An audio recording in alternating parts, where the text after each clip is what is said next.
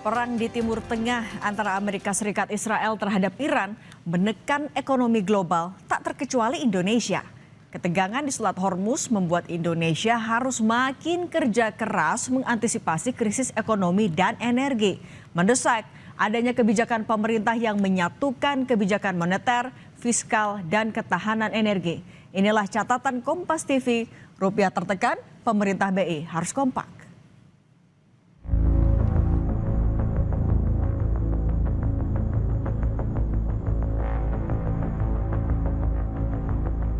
Perang di Timur Tengah antara Amerika Serikat Israel terhadap Iran menekan ekonomi global tak terkecuali Indonesia. Bank Sentral mengambil langkah strategis untuk memperkuat stabilisasi nilai tukar rupiah. Rabu lalu, Bank Indonesia memutuskan untuk mempertahankan BI Rate di level 4,75%. Keputusan dilakukan dalam meningkatkan efektivitas strategi penyesuaian struktur suku bunga instrumen operasi moneter dalam memperkuat stabilitas nilai tukar rupiah dari dampak memburuknya kondisi global akibat perang di Timur Tengah. Memutuskan untuk mempertahankan BI Rate sebesar 4,75%, suku bunga deposit facility sebesar 3,75%. Dan suku bunga lending facility sebesar 5,5%. Keputusan ini masih konsisten dengan upaya meningkatkan efektivitas strategi penyesuaian struktur suku bunga instrumen operasi moneter dalam memperkuat stabilisasi nilai tukar rupiah dari dampak memburuknya kondisi perekonomian global akibat perang di Timur Tengah. Kedepan, BI siap menempuh penguatan lebih lanjut kebijakan moneter yang diperlukan untuk mempertahankan stabilitas nilai tukar rupiah dan menjaga inflasi. Sementara itu, ketahanan ekonomi Indonesia optimis terjaga.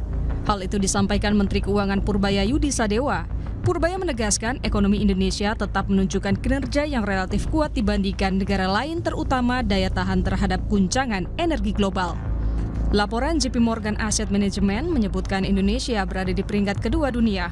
Meski demikian, Purbaya tak menampik RI tengah dalam kondisi survival mode. Kita di atas semua negara, stabilitas kita di atas Australia, kita di atas Korea Selatan, bahkan di atas Jepang kalau saya nggak salah. Cuman nggak bisa dipublish itu. Untung ada JP Morgan yang itu untuk mengimbangi. Tapi laporan JP Morgan itu bukan satu-satunya lembaga yang melihat kondisi kita. ADB juga sama. Kita nggak ada ruang atau nggak ada luxury untuk bermain-main lagi dengan segala peluang yang kita bisa buat. Kalau pajaknya main-main, hancur kita kira-kira gitu. Kalau programnya main-main, kita akan digiling bangsa lain. Jadi kita survival mode. Kontribusi domestic demand terhadap perekonomian kita 90%. Yang 10% globalnya. Jadi saya bukannya belaga nggak peduli sama asing, peduli tapi kan kita nggak bisa apa-apa. Memang kita bisa berhentiin perang itu. Selain kebijakan untuk menghadapi ketidakpastian, perilaku masyarakat juga memengaruhi ekonomi. Ekonom meminta masyarakat tak panik dan mendorong pemerintah memberikan bantalan ekonomi bagi kelompok rentan hingga kelas menengah. Kondisi Indonesia yang survival mode ini, kita sebagai masyarakat ya relatively harus tetap kalem ya.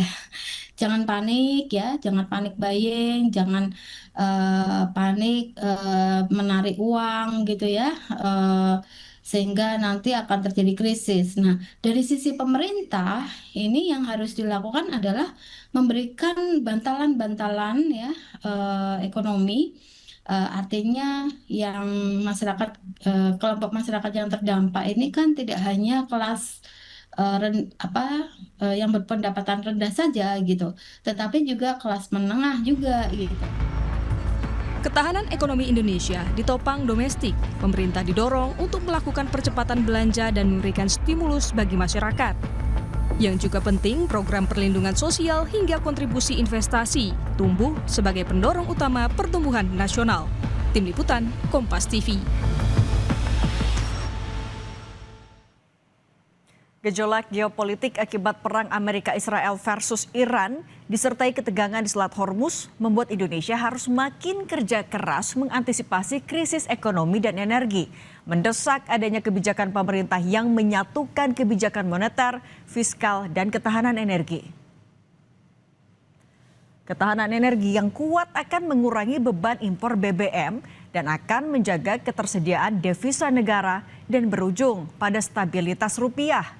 Situasi krisis memerlukan soliditas koordinasi dan kepemimpinan. Kementerian Keuangan sebagai otoritas fiskal harus kompak dengan Bank Indonesia selaku otoritas moneter. Kementerian Keuangan harus bisa menjaga disiplin fiskal. Secara bersamaan, otoritas moneter alias Bank Indonesia harus terus menjaga stabilitas rupiah yang sempat menyentuh Rp17.300 per $1 Amerika Serikat.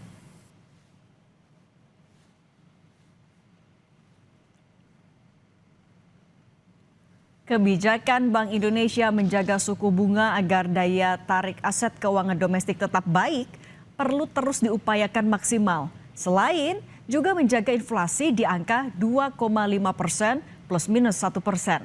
Sinergi kebijakan Bank Indonesia dengan pemerintah dalam menjaga cadangan devisa harus terus dijaga di tengah dinamika perkembangan konflik di Timur Tengah yang melibatkan Amerika Serikat.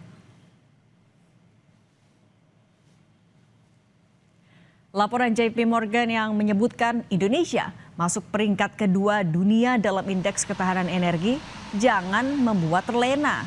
Akselerasi diversifikasi dan program energi baru terbarukan harus berjalan tanpa polesan, alias ditampilkan secara nyata datanya.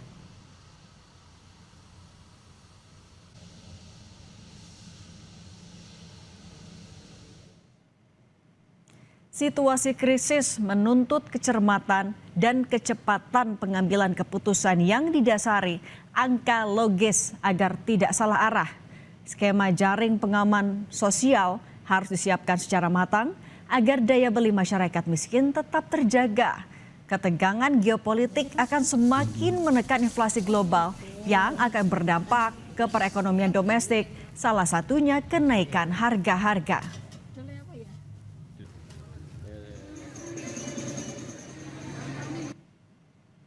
Demikian catatan Kompas TV, jumpa lagi pekan depan.